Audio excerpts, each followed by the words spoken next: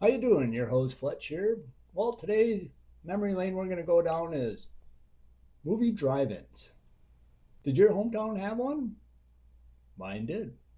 So I'm going to give you some facts based out of Minnesota because that's where I live. And yeah, my hometown of Hibbing had one. It was beginning. It started in 1954, or opened up, and it lasted till 1985. Had a capacity of 350 cars. Pretty good sized lot. Uh, well designed. They always had the screen facing the opposite way of the highway, so you couldn't see any thing when you're cruising down the highway.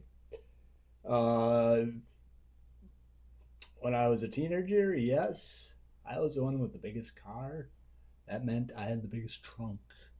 And yes, seemed I had the car and I had some money. My cousins never did. Of course, guess who got in the trunk? So we did that a few times. Never did get caught. So yeah, and we had enough room to get a couple in the back trunk. Of course, we had to bring in some beer. So shh, shh, shh, don't tell my father. But he, or yeah, so we hauled in goodies and mostly beer. Uh, Back in the day when I started going, used to have a metal speaker that you would mount on the side window of your car. And I'm sure there was a few times where the next day people were replacing their side panel of glass just because they forgot to remove it as they drove off. So I'm sure that's how it's happened. Uh, I'm sure the drive-in theaters got sick of dealing with that, with the speaker getting pulled off the cable. So they did a smart thing and got it on a certain channel on FM radio. So that was a lifesaver. So you had a better speaker system too. So memories, yeah, just go on. Of course, when fall comes, the windows are always steaming up, or maybe there's some extra activities going on. But yeah, you were dealing with that and the fog, and yes, and even this. Don't tell my dad. They showed an X-rated movie. I think I went. Well, with buddies.